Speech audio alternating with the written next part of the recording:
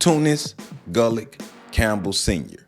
was born on April 1st, 1812 in Middlebrook, New Jersey, into a free black family in a nation still shocked by slavery. From an early age, Campbell exhibited a sharp mind and a powerful voice, qualities that would shape his life as a minister, educator, political organizer, and defender of black freedom during the Reconstruction era. His journey would carry him from the pulpits of the AME Church to the halls of Georgia State Senate, and eventually into exile as he battled against one of the most violent backlashes in American history.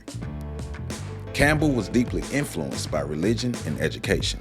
At the age of 18, he studied at an Episcopal seminary in New York with the intent of becoming a missionary to Africa, but racial prejudice cut short his formal education. He nevertheless emerged as a strong preacher and organizer, quickly gaining recognition in the AME Church, known as the oldest and best-known clergyman in the AME Church. Campbell combined faith with a relentless drive for social justice. He saw Christianity not only as a religion of salvation, but as a tool for liberation in the lives of African Americans. Between 1842 and 1845, Tunis worked as a principal waiter at the Howard Hotel in New York City. His time and experience allowed him to write and publish his book, Hotel Keepers, Head Waiters, and Housekeeper's Guide, a book that taught Black Americans how to properly manage high-end hotels and gather resources. He also opened a school for Black children in New York, gave refuge to over 4,000 ex-slaves, and served as a highly requested abolitionist speaker along with Frederick Douglass. During the Civil War, Campbell worked with the Freedmen's Bureau and became involved in the great question for Reconstruction. What would freedom mean for the formerly enslaved? In 1865, after Union victory, General William T. Sherman's Special Field Orders No. 15, famously associated with the promise of 40 acres and a mule, opened a window of hope for freed people. Campbell was assigned to oversee land distribution in Georgia's Sea Islands, especially St. Catherine and Ossabaw. There he organized self-sufficient black communities, dividing plots of land, establishing schools, and enforcing discipline. He taught freedmen not only literacy and scripture, but also civic responsibility and independence. His efforts reflected his broader vision that African Americans could only thrive if they controlled their land, institutions, and governance. But Campbell's vision of black autonomy clashed with white planters in the federal government. When President Andrew Johnson rescinded Sherman's land order and returned property to former Confederates, Campbell and his communities were forcibly displaced. Undeterred, Campbell turned to politics. In 1867, as Reconstruction governments took shape, he became a delegate to Georgia's Constitutional Convention, helping to draft a document that extended civil and political rights to black citizens. He emerged as a strong advocate for black suffrage, equal protection under the law, and access to education.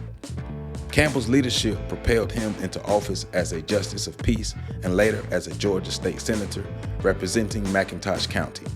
In the legislature, he fought for the rights of freedmen in a hostile environment where white supremacist lawmakers sought to roll back gains at every turn. He organized voter registration drives, mobilized black communities to the polls, and built a network of protection against racial violence.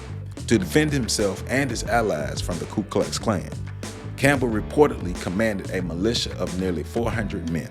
This force served as a rare organized resistance to white terror in Reconstruction Georgia, a testament to Campbell's courage and organizational skill. However, the backlash was fierce. Like Governor Rufus Bullock, Campbell became a marked man. White supremacist violence and political persecution intensified in the 1870s, and Campbell himself was harassed, arrested on dubious charges, and even imprisoned. In 1877, he published his autobiography, Sufferings of the Reverend T.G. Campbell and His Family in Georgia, detailing the violence, intimidation, and systematic oppression he faced for his role in defending black rights. His book stands as a rare first-hand account of the brutality of Reconstruction's collapse. Ultimately, Campbell was forced to flee Georgia to save his life, bringing an end to his political career, but not his legacy. Tunis Campbell Sr. died in Boston, Massachusetts on December 4, 1891. Though largely forgotten for generations, he was one of the boldest and most visionary black leaders of Reconstruction. He sought to build independent black communities, wielded political power to defend freedmen's rights, and stood against the rising tide of white supremacist violence with determination. His life embodies both the hopes of Reconstruction and the tragedy of its overthrow. Today, Campbell is remembered as a pioneering clergyman, politician, and freedom fighter, a man who dared to carve out justice in one of America's darkest and most violent eras. To Mr. Tunis, Gullick, Campbell Sr., we proudly stand on your shoulders. For more information, please visit my website at www.ontheshoulders1.com. There, you can support my OTSOG book series. You can also support me on Patreon at patreon.com/OTSOG. You can hit the super like button under this video, and you can also join this channel as a member. I love you all, and make sure y'all catch that next video coming up.